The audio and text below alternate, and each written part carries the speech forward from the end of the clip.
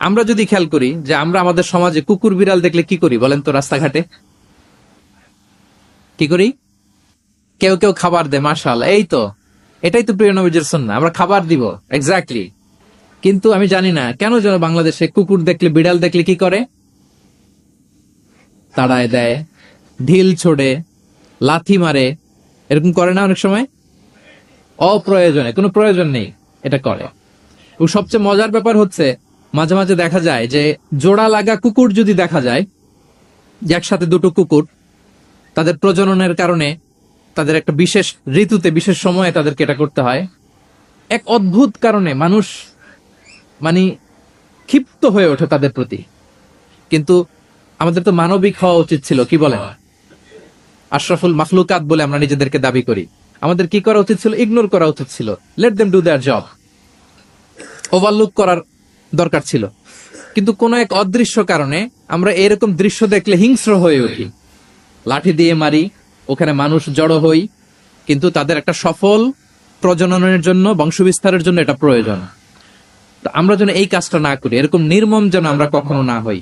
কারণ প্রাণীদের প্রতি দয়া দেখানো এটা ছোটখাটো কোনো ব্যাপার নয়। এটাই আপনার জান্নাতের কারণ হতে পারে, এটাই আপনার জাহান্নামের কারণ হয়ে যেতে পারে। আল্লাহ রাসূল সাল্লাল্লাহু আলাইহি ওয়াসাল্লাম বলেন, মান লা ইয়ারহাম লা ইউরহাম। যে ব্যক্তি অন্যকে দয়া দেখায় না, আল্লাহ তাআলা তার প্রতি দয়া দেখায় না। ইরহাম মান ফিল আরদ ইয়ারহামুকুম মান ফিস সামা। এই দুনিয়াতে যারা আছে তোমরা তাদের প্রতি দয়া দেখাও, যিনি আকাশে আছেন তিনি তোমাদের প্রতি দয়া দেখাবে।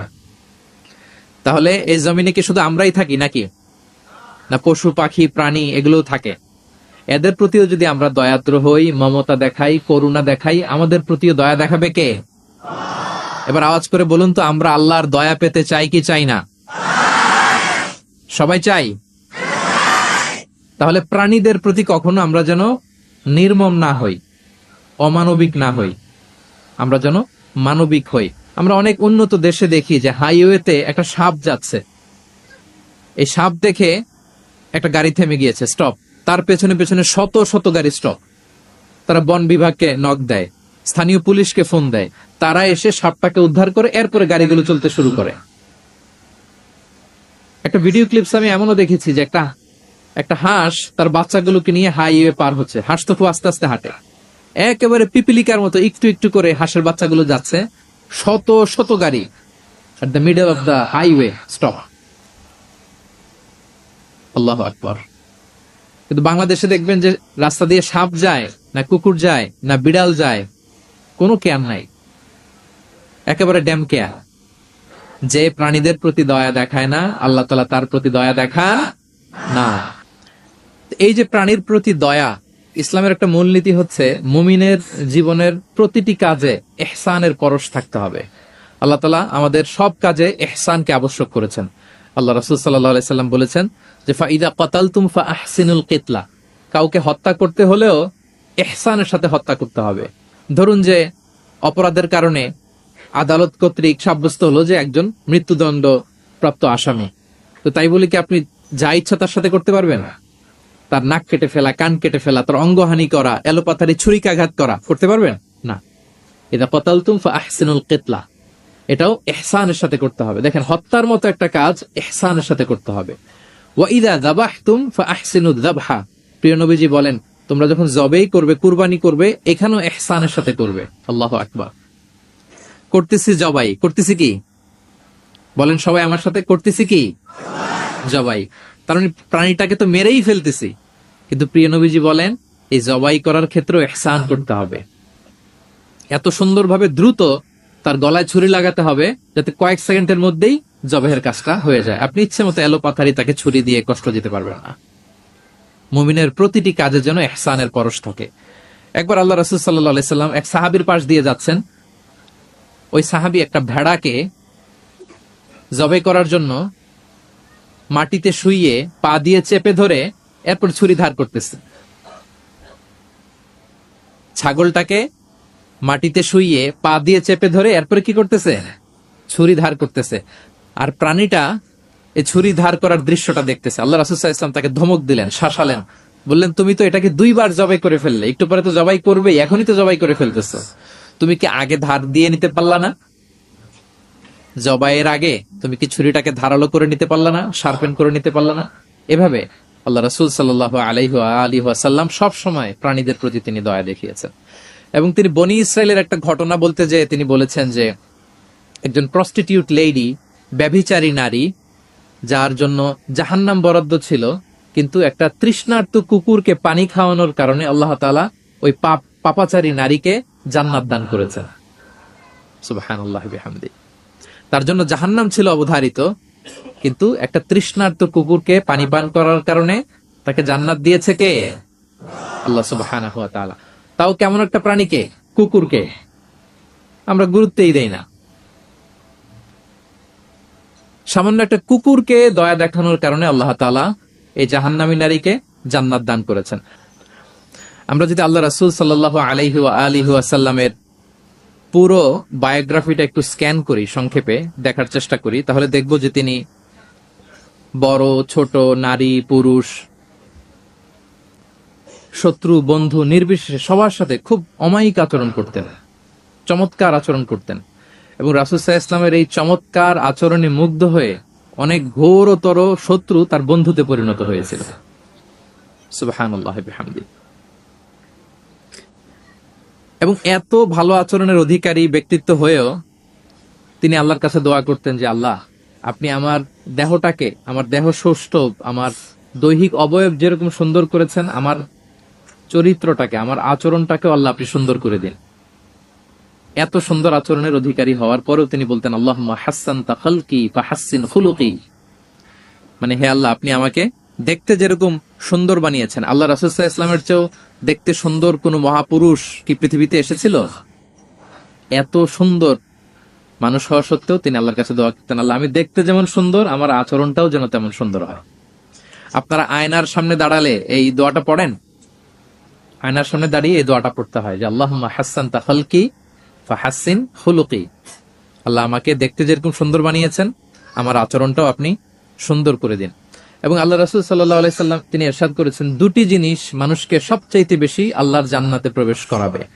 একটি হচ্ছে তাকওয়াল্লাহ, আল্লাহর ভয়, আরেকটি হচ্ছে হুসনুল খুলুক, সুন্দর আচরণ। রিপিট, আমি আবারও বলছি, দুটি জিনিস মানুষকে সবচাইতে বেশি আল্লাহর জান্নাতে প্রবেশ করায়। একটি হচ্ছে আল্লাহর ভয়, তাকওয়াল্লাহ, আরেকটি হচ্ছে সুন্দর আচরণ, হুসনুল খুলুক। এখানে বলা হয়নি যে নামাজ মানুষকে বেশি জান্নাতে প্রবেশ করাবে, রোজা প্রবেশ করাবে, যাকাত করাবে, হজ করাবে, এমন কিছু বলা হয়েছে না। বরং সুন্দর আচরণ মানুষকে বেশি জান্নাতে প্রবেশ করায়। আমরা অনেক সময় ইসলামের এই এসেন্সটা ধরতে পারি না। দেখবেন যে খুব নামাজি কিন্তু খিটখিটে মেজাজের লোক, খুব নামাজি স্ত্রীর সাথে খারাপ আচরণ করে, খুব আল্লাহওয়ালা প্রতিবেশীর সাথে ঝগড়াঝাটি, খুব নামাজি মানুষ কলিগের সাথে সম্পর্ক ভালো নাই। এরকম লোক আমাদের সমাজে আছে না নাই বলেন? তার মানে ইসলামের যে ট্রু এসেন্স এটা ধরতে পারে নাই। আশেপাশের নেইবরের সাথে, কলিগের সাথে, বন্ধুদের সাথে, সহপাঠীদের সাথে যে ভালো আচরণ করতে হয়, গুড বিহেভিয়ার করতে হয়, এবং এটাই যে আমাকে সবচেয়ে বেশি জান্নাতে প্রবেশ করানোর মাধ্যম হতে পারে, এটা আমরা ভুলে যাই। প্রিয় বন্ধুরা, আমরা যেন এই ব্যাপারটাকে ছোট মনে না করি। সবচেয়ে বেশি জান্নাতে মানুষকে প্রবেশ করায় তাকওয়াল্লাহ, হুসনুল খুলুক, আল্লাহর ভয়, আরেকটা কি? সুন্দর আচরণ। অনেক ছোট ছোট বন্ধুদেরকে আমি দেখতে পাচ্ছি অডিয়েন্সের মধ্যে। আমরা আমাদের সহপাঠীদের সাথে, বন্ধুদের সাথে ভালো আচরণ করব তো আজকে থেকে? হ্যাঁ, সাউন্ড খুব অল্প হয়েছে, আমি শুনি নাই, আরো জোরে করবো কিনা? ইনশাআল্লাহ আমরা ভালো আচরণ করব, এবং আমার সহপাঠীদের সাথে, বন্ধুদের সাথে ভালো আচরণ, এটাই আমাকে জান্নাতে প্রবেশ করাবে ইনশাআল্লাহ বলি সবাই। একটা চমৎকার হাদিস দিয়ে আমার মূল আলোচনা শুরু করি। আল্লাহ রাসূল সাল্লাল্লাহু আলাইহি ওয়া আলিহি ওয়াসাল্লাম তিনি বলেন, আনা যাঈমুন বিবাইতিন ফি রাবাদিল জান্নাতি লিমান তারাকাল মিরাআ ওয়া ইন কানা মুহিক্কান। প্রিয় নবীজি বলেন যে আমি ওই ব্যক্তিকে জান্নাতের আঙ্গিনায় একটা ঘরের সুসংবাদ দেই যে তর্ক করার সময় নিজের সঠিক, সে হকের উপর আছে, এটা জেনেও সে তর্ক করে না। তর্ককে, আর্গুমেন্টকে, ডিবেটকে স্যাক্রিফাইস করে যে না, আমি ঝগড়ায় যাব না, যদিও সেই সঠিক। এরকম স্যাক্রিফাইস যে করে জান্নাতের আঙ্গিনায়, তাকে আমি একটা ঘরের সুসংবাদ দেই। এরপর প্রিয় নবীজি বলছেন, নবী বাইতিন ফি ওয়াসাতিল জান্নাতি লিমান তারাকাল কাযিবা ওয়া ইন কানা মাযিহান। আর আমি ওই ব্যক্তিকে জান্নাতের মাঝামাঝি স্তরে একটা ঘরের সুসংবাদ দিচ্ছি যে ব্যক্তি কৌতুক করেও মিথ্যা বলে না। He was kidding, he was joking, but he never tells a lie. মজা করতেছে, জোক করতেছে, কিন্তু জোকের মধ্যেও সে কি করে না, মিথ্যা বলে না। তাকে জান্নাতের মাঝামাঝি স্তরে আমি একটা ঘরের গ্যারান্টি দিচ্ছি। এরপর আল্লাহ রাসূল সাল্লাল্লাহু আলাইহি ওয়াসাল্লাম বলতেছেন, ওয়াবি বাইতিন ফি আ'লাল জান্নাতি লিমান হাসানা খুলুকা, আর আমি এট দ্য ভেরি হাই, মানে পিক অফ দ্য প্যারাডাইস, জান্নাতের একেবারে সর্বোচ্চ স্তরে একটা বাসভবনের গ্যারান্টি ওই ব্যক্তিকে দেই যে অন্যের সাথে ভালো আচরণ করে। মানে হাসানা খুলুকা, যে তার চরিত্রটাকে সুন্দর করেছে, যার আচরণটাকে সুন্দর করেছে, যার আচরণটা অমায়িক আচরণ, মাধুর্যপূর্ণ আচরণ, ওই ব্যক্তিকে আমি at the highest peak of paradise, জান্নাতের সর্বোচ্চ চূড়ায় একটা বাসভবনের গ্যারান্টি দিচ্ছি। আল্লাহু আকবার। তাহলে আমার আশেপাশে যারা আছে তাদের সাথে ভালো আচরণ করা, গুড বিহেভিয়ার করা, এটা ছোটখাটো কোনো বিষয় নয়, এটা অনেক গুরুত্বপূর্ণ একটা বিষয়। কিন্তু আমরা অনেক সময় এটা গুরুত্বটা বুঝতে পারি না, এটাকে ছোট করে দেখি। তো সম্মানিত বন্ধুরা, আমরা দেখব যে আমাদের প্রিয় নবীজি অন্যের সাথে কিভাবে আচরণ করেছেন। তিনি শিশুদের সাথে কিভাবে মিশেছেন, প্রাণীর প্রতি ওনার নবীজের আচরণ কেমন ছিল, শিশুদের সাথে কেমন ছিল, নারীদের সাথে কেমন ছিল, সাহাবাদের সাথে কেমন ছিল, কর্মচারীদের সাথে আচরণ কেমন ছিল, নিজের স্ত্রীদের সাথে কেমন ছিল, প্রতিবেশীর সাথে কেমন ছিল, যুদ্ধবন্দীদের সাথে প্রিয় নবীজের আচরণ কেমন ছিল, ভিক্ষুকের সাথে আচরণ কেমন ছিল, এমনকি যুদ্ধের ময়দানে শত্রুদের সাথে প্রিয় নবীজের আচরণ কেমন ছিল। এই 10টি পয়েন্টে দ্য এক্সাম্পলারি প্রফেটিক বিহেভিয়ার এই শিরোনামে আমরা কিছু কথা আজকে শুনবার চেষ্টা করব। আমি কোন টপিকটা ধরে ধরে আগাচ্ছি আলোচনার এই জায়গায় এসে, এটা তো সবার কাছে ক্লিয়ার না? ক্লিয়ার সবার কাছে? ওকে, লেটস মুভ অন, আমরা আগাই। আমরা শুরুতে একটু দেখার চেষ্টা করি যে পশু পাখি প্রাণী, এই প্রাণী জগতের প্রতি প্রিয় নবীজির আচরণ কেমন ছিল। প্রিয় নবী যে প্রাণীদের প্রতি খুব দয়াদ্র ছিলেন, তার বায়োগ্রাফিতে, জীবনীতে এরকম অসংখ্য নজির পাওয়া যায়। কারণ আল্লাহ তাআলা তাকে রাহমাতাল লিল আলামিন, ওমা আরসালনাকা ইল্লা রাহমাতাল লিল আলামিন, I've sent you as a mercy for the entire universe। আল্লাহ বলছেন, আমি গোটা বিশ্বের জন্য, সবার জন্য আপনাকে ব্লেসিংস এন্ড মার্সি করে প্রেরণ করেছি। He was a mercy for all, সবার জন্য তিনি রহমত হয়ে এসেছিলেন। মানুষের জন্য যেমনি রহমত, ম্যানকাইন্ড, জিনদের জন্য তিনি রহমত, জিনকাইন্ডের জন্য, ইভেন অ্যানিমালস, প্রাণীকুলের জন্য তিনি রহমত হয়ে এই পৃথিবীতে এসেছেন। মানুষের প্রতি তিনি যেমনি দয়া দেখিয়েছেন, প্রাণীদের প্রতিও দয়া দেখিয়েছেন। ছোট্ট একটা হাদিস দিয়ে শুরু করি। আমরা রাসূল সাল্লাল্লাহু আলাইহি ওয়াসাল্লামের এই এক্সাম্পলারি প্রফেটিক বিহেভিয়ার, এটা থ্রু দ্য লেন্স অফ সিরা and through the lens of সুন্নাহ, সুন্নাহর পরতে পরতে, রাসূল সাল্লাল্লাহু আলাইহি ওয়াসাল্লামের সিরাতের পরতে পরতে আমরা দেখবার চেষ্টা করব যে তিনি কেমন আচরণ করতেন সবার সাথে। একবার তিনি একটা খেজুর বাগানে প্রবেশ করলেন মদিনাতে। তো প্রবেশ করার পর তিনি দেখতে পেলেন যে দূর থেকে একটা উট কান্না করে করে রাসূল সাল্লাল্লাহু আলাইহি ওয়াসাল্লামের কাছে ছুটে আসছে। একটা উট কান্না করে আসতেছে। রাসূল সাল্লাল্লাহু আলাইহি ওয়াসাল্লামের দেখে অত্যন্ত দয়া হলো, মায়া হলো যে উটটা কেন কান্না করতেছে, এত বেশি কেন কান্না করতেছে।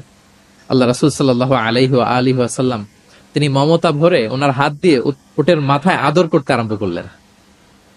প্রিয় নবীজির এই মমতা মাখা হাত বোলানো পেয়ে উটের কান্না বন্ধ হলো, এবং রাসূল সাল্লাল্লাহু আলাইহি ওয়াসাল্লামের কানে কি কি যেন বললো উট, এটা অন্যরা বুঝতে পারছে না। তো এরপর রাসূল সাল্লাল্লাহু আলাইহি ওয়াসাল্লাম খুঁজতে আরম্ভ করলেন যে উটের মালিক কে। একজন আনসারী যুবক সাহাবী আসলো। তখন রাসূল সাল্লাল্লাহু আলাইহি ওয়াসাল্লাম বলল যে তোমার এই উট আমার কাছে তোমার ব্যাপারে নালিশ করেছে যে তুমি একে ক্ষুধার্ত রাখো, কিন্তু একে দিয়ে অনেক কাজ করাও। তুমি কি এই বোবা, এই নিরীহ প্রাণীটার ব্যাপারে আল্লাহকে ভয় করো না? কিয়ামতের দিন এটাই তোমার জাহান্নামের কারণ হয়ে যেতে পারে। খবরদার, এই নিরীহ প্রাণীটার ব্যাপারে তুমি আল্লাহকে ভয় করো। দেখেন, প্রিয় নবীজি উটের মাথায় হাত বুলিয়ে উটের কান্না বন্ধ করেছিলেন এবং উটের মালিককে ওসিয়ত করেছেন যে খবরদার, প্রাণীর প্রতি কখনো এরকম রূঢ় কঠিন আচরণ করা যাবে না, তাদের প্রতি রহম দিল হইতে হবে। তাহলে প্রিয় নবীজি প্রাণীদের প্রতি কতটা দয়াদ্র ছিলেন, মমতাময়